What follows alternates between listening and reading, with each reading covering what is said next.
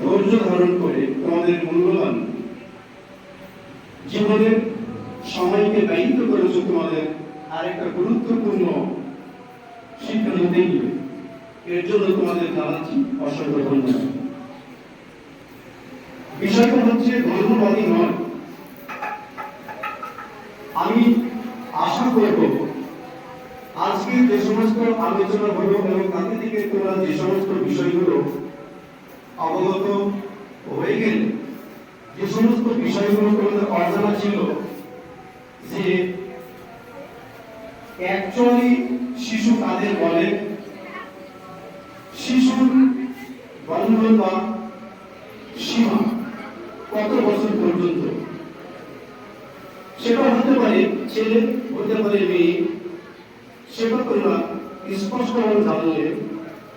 আর তার সাথে সাথে আমাদের যে একটা সামাজিক বন্ধন, অর্থাৎ ম্যারেজ তথা বিয়ে, এই বিয়ের একটা নির্দিষ্ট সময়সীমাও আমাদের অজানা ছিল, সেটা আমরা জেনে গেছি।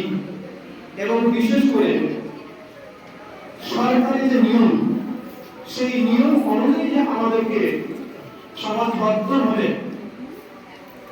বসবাস করতে হবে এবং সামাজিকতা নিরিখে আমাদের ভবিষ্যৎ জীবনকে প্রস্তুত করতে হবে, তার একটা সেতুবন্ধনমূলক আজকের আলোচনা একটু একটু করতে করতে আমরা শেষের দিকে নিয়ে চলে গেছি।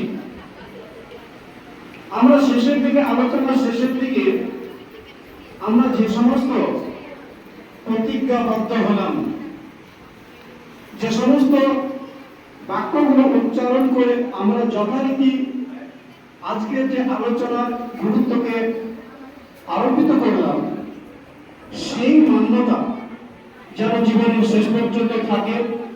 জীবনের শেষ পর্যন্ত বলতে তোমরা যে আজকে এখানে দাঁড়িয়ে যে সমস্ত বক্তব্যগুলো শুনলে, যে চাইল্ড ম্যারেজ তথা বাল্য বিবাহ হলে কি অসুবিধায় পড়তে হয়, সেই শিক্ষা তোমরা নিয়ে, তার সাথে সাথে তোমরা এখানে যে গুটি কত ছাত্রছাত্রী রয়েছ আমাদের অত্র এলাকায়, অসংখ্য তোমাদের মতো ছোট্ট ছোট্ট ভাই এবং বোনেরা তোমাদের রয়েছে, তোমাদের মতো আমাদের অসংখ্য ছেলে এবং মেয়েরা রয়েছে, যারা আমরা দেখতে পাচ্ছি আমাদের বাড়ির আশেপাশেও চাইল্ড ম্যারেজ তথা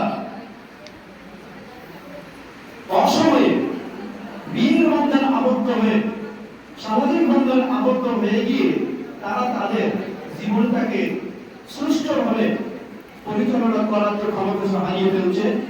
তার কারণ অল্প বয়সে বিয়ে করলে কি ক্ষতি হয় সেটা তোমরা জেনেছ। সত্যি সত্যি মারাত্মক পরিণতিতে আমাদের জীবনযাপন করতে হয় যদি আমরা সঠিক সময়ে সামাজিক বন্ধনে আবদ্ধ না হই।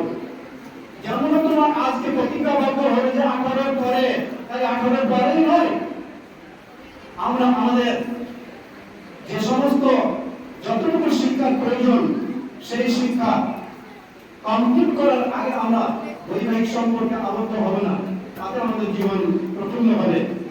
এই বার্তাটা আমরা খালি এখানেই প্রতিজ্ঞাবদ্ধ হতে গেলে হবে না, এই সীমাবদ্ধতা ছড়িয়ে দিতে হবে। এই তোমাদের যে প্রতিজ্ঞাবদ্ধতা, এইটাকে তোমাদের আনাচে কানাচে, পাড়ায় পাড়ায় তোমাদের বন্ধু বান্ধব এবং যারা আছে বর্তমান মোবাইলের যুগ, তাতে এক জায়গায় বসে বসে সারা বিশ্বকে ইচ্ছা করে আমরা কাঁপিয়ে তুলতে হবে এবং সেই বার্তাটা পৌঁছে দিতে পারি।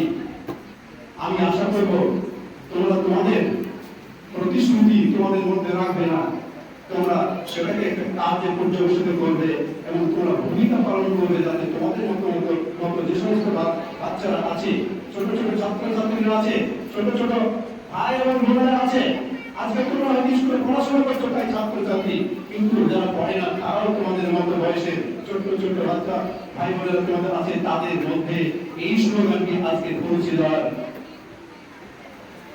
নির্দেশ আমি জ্ঞাপন করছি এবং তোমরা যাতে ভবিষ্যতে প্রতিশ্রুতিকে মান্যতা দিতে পারো এবং জীবনকে প্রফুল্ল করতে পারো, এই আশা এবং ভরসা রেখে আমি আমার বক্তব্য জবান কাটাচ্ছি। আসসালামু আলাইকুম।